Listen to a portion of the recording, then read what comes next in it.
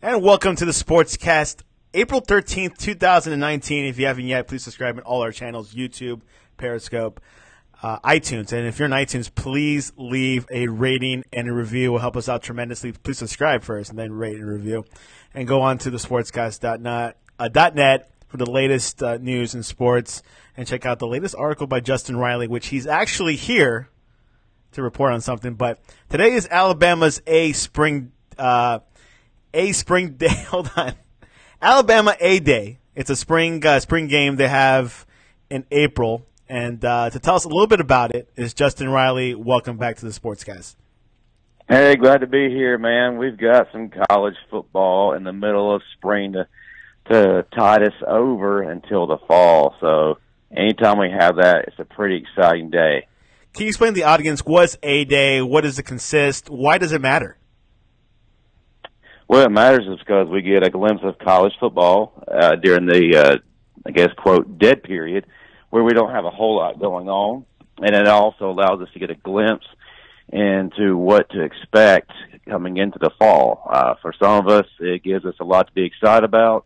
For others, it may cause some frustration. But either way, college football is in the air, and it's always a great opportunity for those of us who are fans to enjoy the game. And I couldn't be more excited than to be a part of the A-Day game, the annual spring football game against Alabama's best on Alabama's best. One of the cool things about the A-Day game, if those of our audience who are not familiar are just now listening, the winner of this game will have a steak dinner with all the trimmings, they go all out, whereas the loser will be eating a pot full of beanie weenies. So a lot at stake there. But it's just a really fun time. It's really relaxed, low-key, no stress at all. And it really allows us just to get our feel and just get a really good glimpse as to what we have coming in, like I said earlier. Now, obviously, it's I believe it's the Crimson versus the White teams. Who are on these teams? Is it the practice squad? Is it like the rookies? Who are in them? Well, actually, it's an even mixture of everybody. Alabama actually will pick two captains of each squad, of the White and the Crimson squad. Nick Saban is the, quote, commissioner, and they actually hold a draft. And each captain will select players to fill their rosters. And it's a pretty even match because you don't just have best on worst. You have everybody on everybody, so it makes things a little bit even. And of course, how did the performance happen? How did Tua perform? Well, Tua, his stats, his yards looked good. He had 265 yards and a touchdown. But watching him, he appeared a little bit out of sorts today. Wasn't really throwing the ball particularly well. Made some bad decisions here and there. Had an interception by Trayvon Diggs. That's a good thing for Diggs because, if you didn't know, Diggs was our star cornerback that was hurt last year in the Arkansas game and did not return. He showed great flashes of his former glories today, but I'll get into that a little bit later. But Tua just didn't really look like Tua. He was off, and it appeared that he had communication problems with his receivers on several occasions, actually. But it also, too, at times, when he was throwing, it looks like he was favoring his left leg. So not really sure what was going on there. I got a report on that yet. But Tua was just okay. How did Jalen Waddle do? Jalen Waddle was a beast, as many would expect. As always, he was all over the field, and it looks like that he has not slowed down in the off season, and is going to give Alabama a lot to look forward to going into this fall in that incredible group of wide receivers. At times, he made a lot of defensive players look silly. No discredit to those players. Jalen Waddle is just one of those special guys, who is just heads and tails above everyone else and is NFL ready, if I can say so. Mac Jones had a good played a lot today. Looks like he'll be the second string quarterback. Oh, without question. There is no debate on whether or not he will surpass Tua as the lead signal caller. It's just not going to happen. He led the white squad, had a little bit of a shaky start, but quickly settled in and just exploded. And this is actually the second consecutive A-Day game that he outperformed the first string guy. He had 271 yards and 2 touchdowns, but he really looked poised. He looked comfortable, didn't rush anything, didn't make any bad decisions, and just really took command of his white squad. Something that we got have a look out. Who is in the running for the third string quarterback? Is it Tua's brother? Well, actually, that was my next talking point. There was some debate on who would be the second string guy because we had Mac Jones, who was going to be the odds-on favorite coming in, but we also had 2 early enrollees, like Santiago just mentioned. Talia Tagovailoa enrolled early, and so did Paul Tyson. Now, from what I saw, Talia looked the more confident of the 2 early enrollees. He's not quite at the level of Mac Jones just because he literally just stopped playing high school football and jumped right into college football.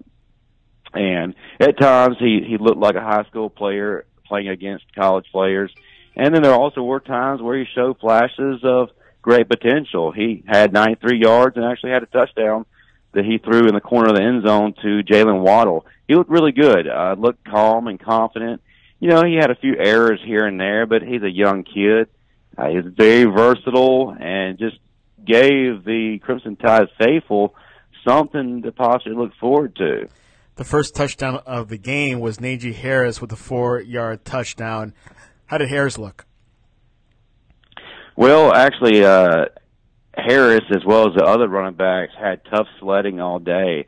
The defensive lines and linebackers just piled in and just made it very hard for running backs to get any kind of a running room whatsoever. So basically, the running backs were balled up for the most part. There were times where Najee was able to get out of traffic and make some good catches and good runs. As a matter of fact, there was a pass he called out of the backfield, and he was making some people miss. He tried to make one last person miss and attempted to hurdle him. In the process, he got dropped on his head. But he shook it off and got right back up. Brian Robinson Sr. looked really, really good. He was very tough and really showed that duo that's forming between him and Harris is going to be quite a task for defenses to go up against this fall. So I was really impressed with the both of them. Freshman defensive lineman Antonio Alfano had 2 sacks, and he sacked Mac Jones. What do you think about him? He's going to be a good one, man. A lot of these guys are playing above their age, and they're playing with maturity, and it's shown great development in a relatively short amount of time. Along with Alfano, DJ Dale, defensive lineman, who coincidentally is wearing number 94. For those of you who remember, has the same number as the Redskins defensive lineman Daron Payne, who was a superstar his last season at Alabama. DJ actually said that he was better than Daron Payne. So that still remains to be seen, but he had a really good day. Other than that, how did you see the game overall? What significant thing that you see different from this group from last season? Everything still it remains the same. We're not going to see a whole lot of differences until the fall, when this new coaching staff really has the time to implement their system and their way of doing things. Basically, in the 8A game, well, with any spring game, you're not going to see a whole lot from the teams and from their coordinators. You're just going to get a basic package, just enough to give us a little bit of a feel, But what I saw, a few things I saw, a lot of the young guys majority of them who were early enrollees, like Talia and Alfano, DJ Dale, and some other guys really took advantage of this opportunity. Matter of fact, we have a wide receiver, like we don't have enough already. We have a wide receiver that we got out of Canada, name is John Mechie. He had 5 catches for 133 yards. It didn't look like anyone was going to be able to contain him. Coincidentally, he's wearing number 3, so flashes of Calvin Ridley, but I dare say a little faster. Very elusive, sure-handed, just really quick. So I saw these young guys really look good. Linebacker, sophomore, Jalen Moody, number 42, he was all over the place today. Matter of fact, he picked off Paul Tyson and got a pick 6 to put the white team up for good. Oh, one more thing. One thing I was very pleasantly surprised with, and all Alabama fans are very, very excited about. That is kicker Will Richard, early enrollee from Hoover, Alabama. He was nailing field goals. He was not missing, looked very accurate, looked very on point, which is completely opposite from what we're accustomed. He was nailing field goals for the white team, whereas Joseph Bulovas was the kicker for the crimson team and didn't do very well at all. Nick Saban was wearing his brown suit with pink tie. What'd you think about his attire? Always the style of his coach, especially on our A-Day. You don't have to wear your casual red polo shirt on this day. Alabama had a good A-Day, of course. And another interesting A-Day that we pointed out earlier on Twitter was Jalen Hurts. He's impressed Oklahoma. What were your thoughts about his performance? I'm not at all surprised. He came in there, and he's ready. He's game day ready. He's ready to take the lead, and he is ready to, after this year of development, year of sitting on the bench and just biding his time, he's ready to guide this Oklahoma team to possibly a playoff spot and maybe even a national championship. And from the very get-go, landing on campus, he has commanded respect from the coaching staff and the team, and he has just taken the reins like a seasoned veteran, and he has just stepped up in an incredible way, and he just looked great last night. If those of y'all who saw him, you agree with me, and if those who you did not get to see him, you really need to look at the replay. He only played a little bit of time, but his play was on point. Jalen Hurts is probably the most significant grad transfer coming into this season, of course, and I think he'll have a great offense, and I think he'll take over with Kyler Murray. I guess the significant difference that he'll see is the defense. You would think Hurts will probably see that difference. Without question, it's no shock to anyone that Big 12 defenses just are like, let me just think of a good way to put it, they're lacking. He's not going to be like what he's accustomed to with SEC, where it's tough, hard-nosed defenses, stifling defenses. Playing in the Big 12 will allow opportunity to get better stats, and the sledding's a whole lot easier there. But he also has a great plethora of talent around him, like wide receiver CeeDee Lamb. So he's primed for a pretty good run at Oklahoma. Jalen Hurts had an interesting celebration, and he said, "I know my old coach Nick Saban. I got us chewing for that one." Obviously, we could see more of him. Maybe a side that we have never seen before. Besides the celebration, hopefully it's football. Well, Jalen's just trying to have a little fun in their spring game. Yeah, Nick Saban's not one who is much for excessive celebrations or anything that draws attention to players, whereas Lincoln Riley's a little bit more lax. But don't expect Jalen Hurts to be one of those show-offs or one of those people who draw a lot of negative attention to himself because he's not that kind of player. He's actually a very humble guy. He's very passionate. And, occasionally he might do something to celebrate, but he's not going to be one of those guys that you look at and you're like, quit it. Hurts was 11 of 14 passing for 174 yards with a touchdown and several impressive throws. His running ability was evident, even while wearing that hands-off jersey and with officials employing a quick whistle. Someone asked after he bolted for a 32-yard touchdown but was called down before a defender touched him if he was scored. He said, "I guess you'll have to wait till the fall to find out." We'll all see. Yeah, absolutely. I like his attitude. How much do you think, Riley obviously is a offensive-minded coach.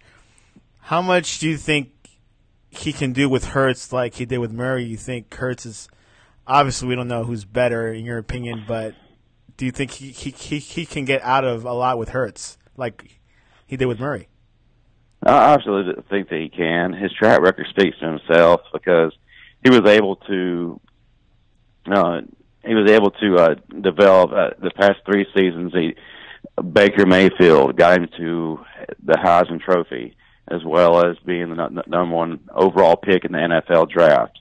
Very next season, he was able to take Kyler Murray and really develop his craft into, again, getting a Heisman Trophy out of it and getting to a college football playoff. And he is known for being a great offensive mind, but along with that, just really developing his players and getting the most out of their talent. Now, Dan Enos was able to do a lot with Jalen Wow at Alabama, but let's just face it, Dan Enos is not a Lincoln Riley. So I think that Lincoln is going to be able to take Jalen to his next level. He's going to be able to transcend to being an elite quarterback. And he's great already, don't get me wrong, but this is the opportunity that we're waiting for Jalen, and that's seeing him transcend into an elite quarterback. You have 2 articles on the Sportscast website about Jalen Hurts, one called The Era of Hurts Begins, and the other one, Jalen Boomers for the Sooners. Can you explain a little bit about those 2 articles and what to expect when users read them? Well, really just, capitalizing off of the spring football games and this start of Jalen Hurts' tenure with Oklahoma. The first article was a precursor to the Sooners' spring game last night, and then the second one being the follow-up or recap, if you will, of his performance in the football game. It just goes into great detail about his journey to Oklahoma, and then being at Oklahoma and what he's been able to do in a short period of time. And then, like I said, the last article just really shows how he has developed and what he is going to do for his team this fall. Any more news on the Alliance front? Any players that have been signed lately in the past couple of days? It's been relatively quiet right now. Hadn't really heard a whole lot, but for the AAF, man, whatever they call it. Sorry, man, just still hyped up about the A-Day gang. Always exciting. No, the AAF was intended to be the launching pad for players to the NFL. And even though it was unceremoniously canceled, it actually has been doing just that. We actually have... Sorry about that. What was that? Never mind. Go ahead. Sorry about that. I was just saying that for those who keep score at home, there's been 50-plus players from the AAF who are now with NFL teams, and that's quite impressive, and it says a lot about what this league did for these players. Not the management, not the decision makers, not Dundon, but the teams themselves, and being out in the forefront, being visible, and just getting that second opportunity that they otherwise wouldn't have gotten. As you know, the Chicago Bears have issues with kickers, obviously how they lost last year's game, the playoff game against the Eagles. they signed an Alliance kicker, Elliot Fry, to a 3-year deal. They announced it yesterday, and Fry has played 4 seasons at South Carolina from 2013 to 16, and most recently for the Orlando Polos in the Alliance, which recently suspended operations. Fry converted all 14 field goals he attempted with the Apollos, with his long coming from the 44 yards out. I guess he was the best kicker in the league. There you go. The Alliance is still making impact. Yeah, absolutely. And you are right. Fry is actually the best kicker, of one of the best kickers in the AAF. He was solid the entire year, and he was automatic.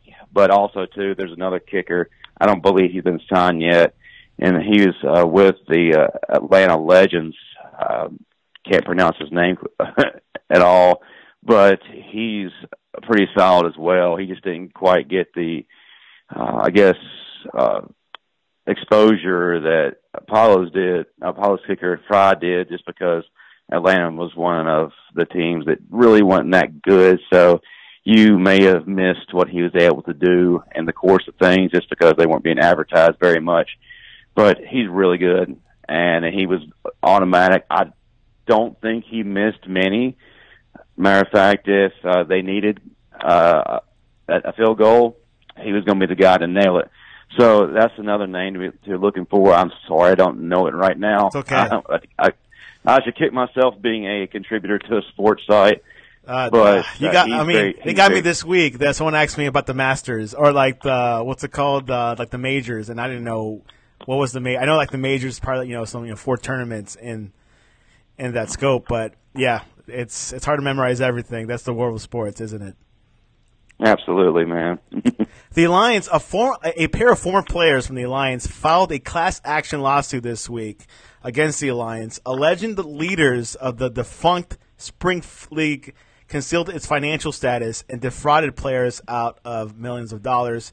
But to recover damages from a league probably too insolvent to remunerate hundreds of former players, attorneys say they will target the proprietary sports gambling software the Alliance was developing in conjunction with the MGM. That software promised to track player movements in real time and transmit that information almost instantly to mobile devices, giving better biomechanical data that they could use in play-by-play wagering.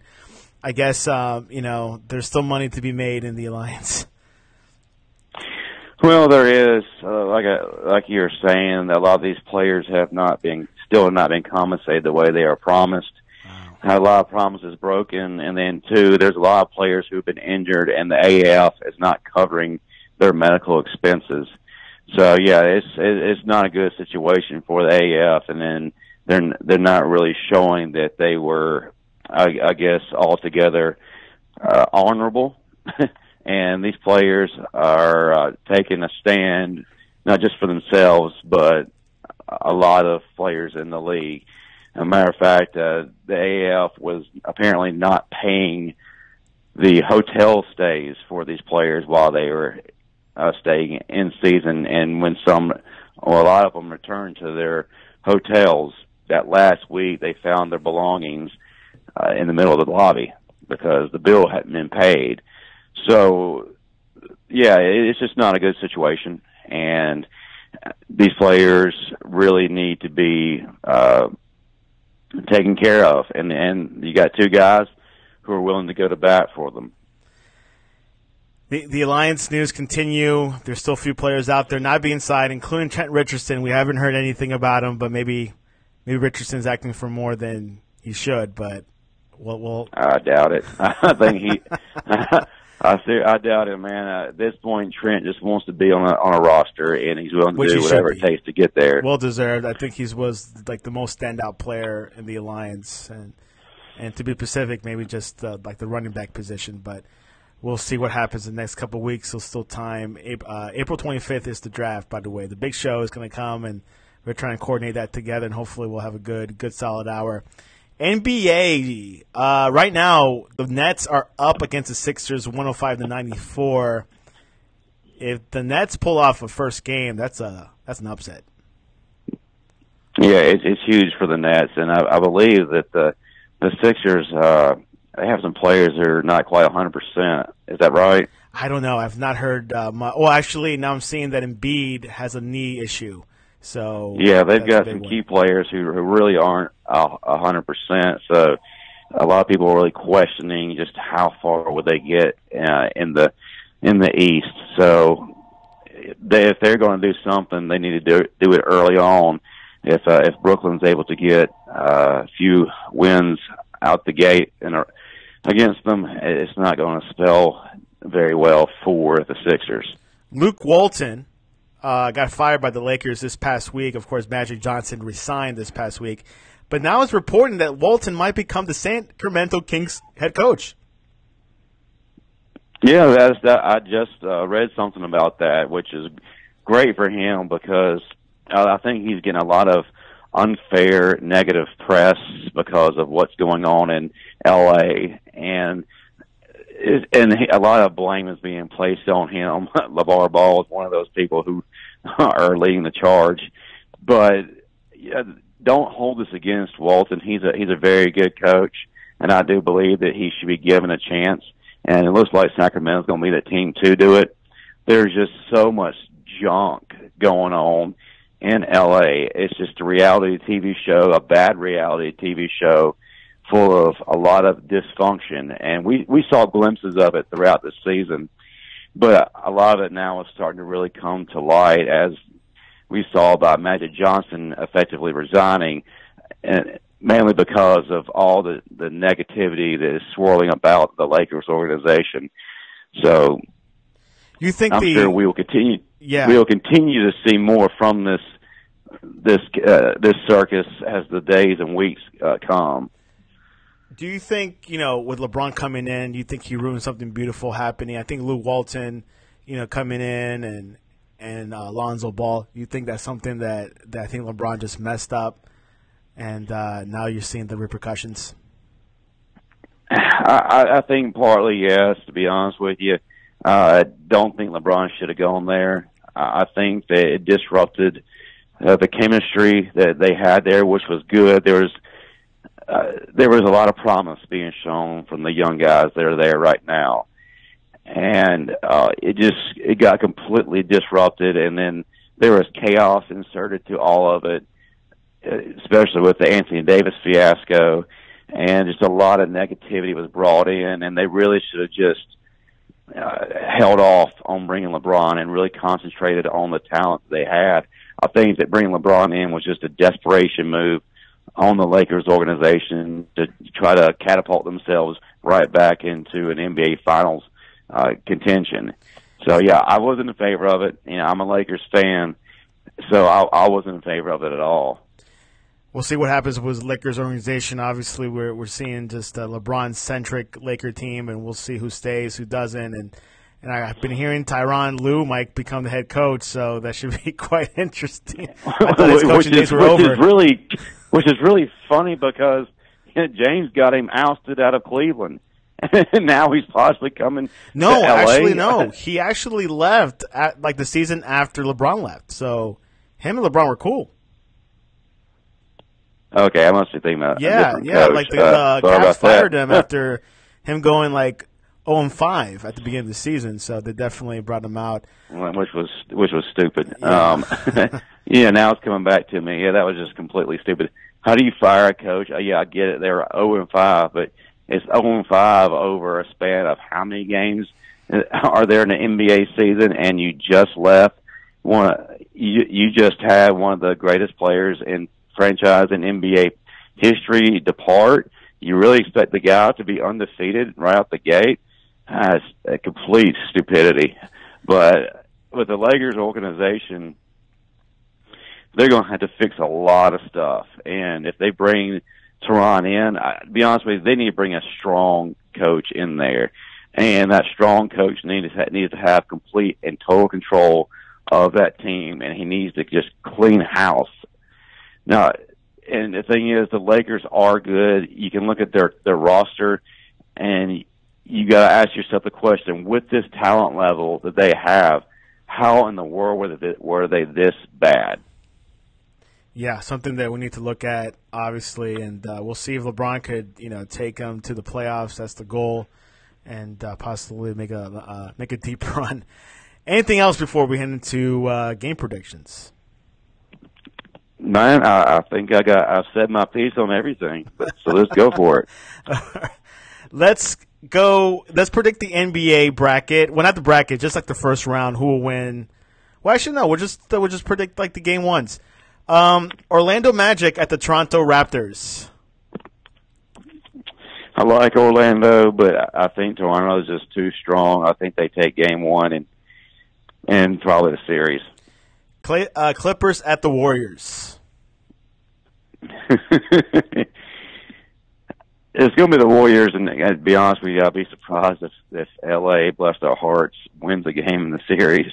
Hey, man, all power to them. They got a lot of no names, but they were able to make an 8th seed. So I definitely want to congratulate them on making. You love their story, but the thing is, too, at some point, even though Golden State is above the other teams in the league, I just feel like with a lot of the negativity swirling about them, there's going to be too much. It's going to cause them to stumble somewhere along the way.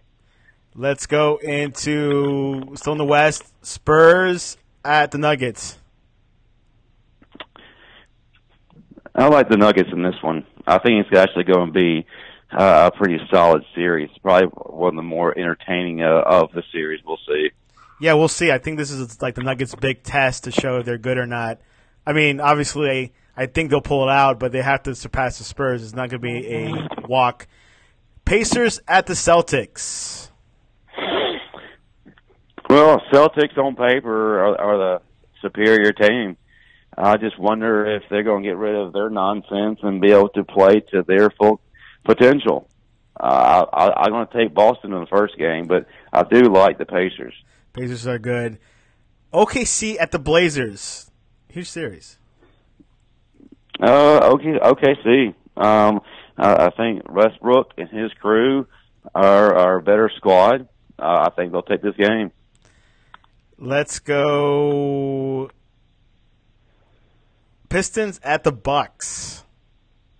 Bucks, without question, man. The Bucks are playing at a high level, and they're playing better than anyone in the Eastern Conference. Plus, Giannis, man, that's a hard man to stop. Tomorrow night, probably the biggest game, biggest series of the playoffs. Jazz at the Rockets. Rockets playing at a good level. Harden is just playing insane right now, and I think that he's going to carry his team to a victory. Yeah, I think Harden is definitely having a good season so far. But I think, who knows? I think I believe OKC can make a deep run this year. Absolutely, I think they can. I think it's going to be a fight, which is something we need to see in the first round, man, to really draw us in, and it really has the feel of a conference final instead of a first round game. If that makes sense to everybody. Who do you think will come out alive from the East? I think the Bucks will come out alive. Really? But I think it's going to be a hard, yeah, but it's going to be a hard fought battle from the Raptors. I think the Raptors are going to go pretty far, and they're going to give the Bucks all they want, but I think the Bucks will take it. And I think the West, I think we all know is the Warriors, but who will give the Warriors a fight?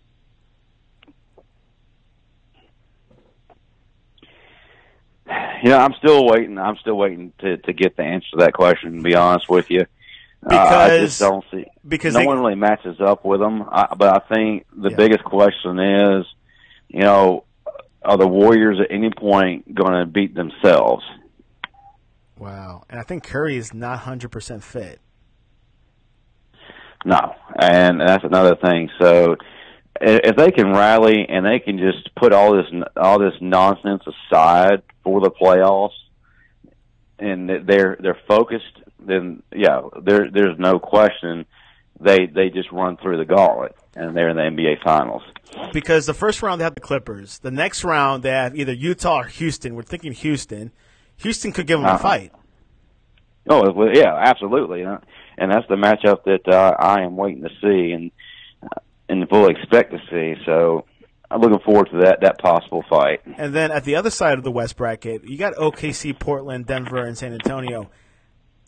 We could see OKC beating Portland, and we could definitely see OKC beating Denver. So we could see a OKC Golden State Warrior Western Conference, which I think will be great for ratings. Absolutely, I definitely want to see that. And OKC might slip up and beat them. Well, I don't know about that. I'm going to call it, but I'm not going to mark it down. I'm just saying that I could see a surprise. I could see a shock.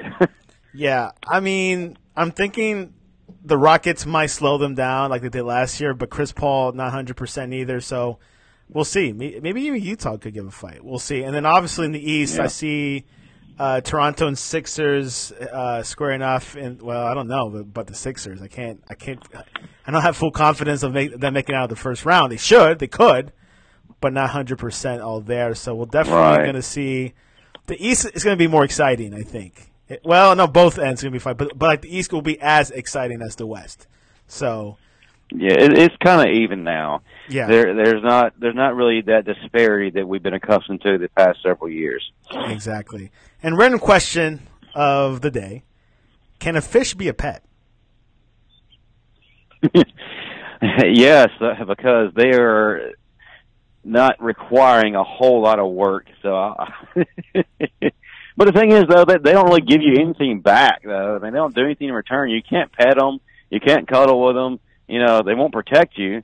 So I guess let me retract that. No. They can be dinner. It was National Pet Day a couple of days ago, and someone asked me that, can a fish be a pet? And I'm like, well, good question. But same for a horse. Can a horse be a pet? I mean, you got to be pretty rich. Well, you got to be pretty rich, but yeah, a horse can be a pet. I mean, they do show affection, and they are of good use. And did you see the Star Wars trailer yesterday? Yes, man, I got chills from that. I'm pretty excited. So this could be an incredible wrap up to our epic series.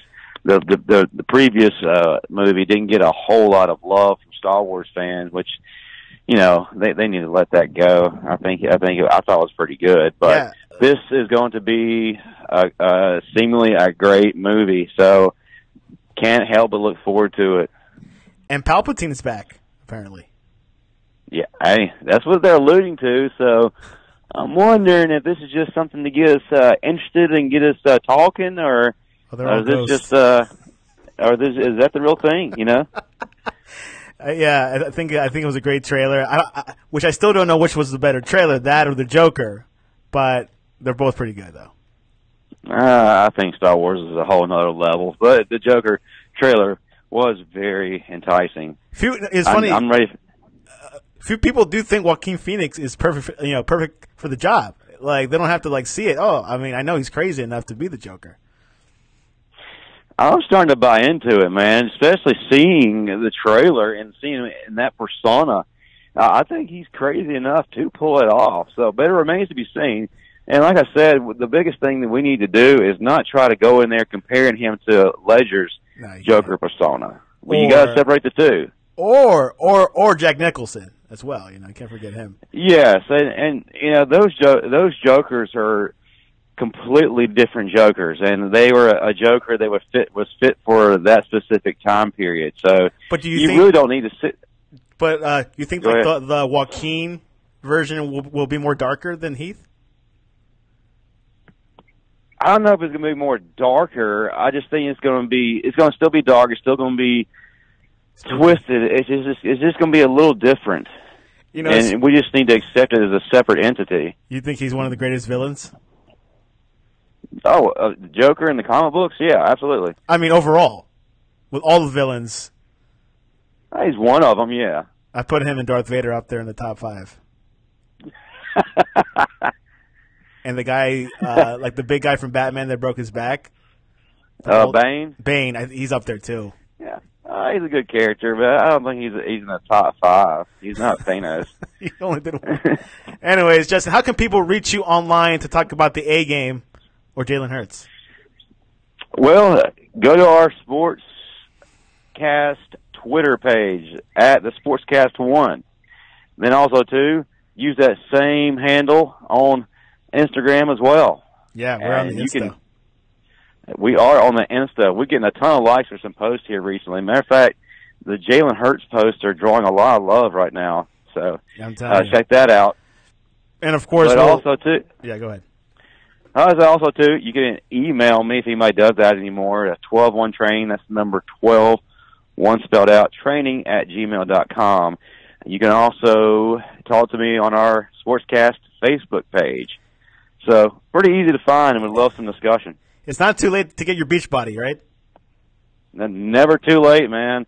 You know, a lot of people are going to mess around and think that they don't have any time, and it's going to come beach time, and they're going to be sitting there looking stupid. Well, now's the time. Heck, I can make you look good in a month before it starts, maybe in weeks. But it's very doable. That sounds exciting. Justin Riley, I appreciate you coming on to the Sportscast. We'll see you next week. We'll talk more NBA playoffs, and the big NFL draft show is going to come up in like less than 2 weeks. So looking forward to it. Thanks for coming on. Glad to be here, man. Roll Tide.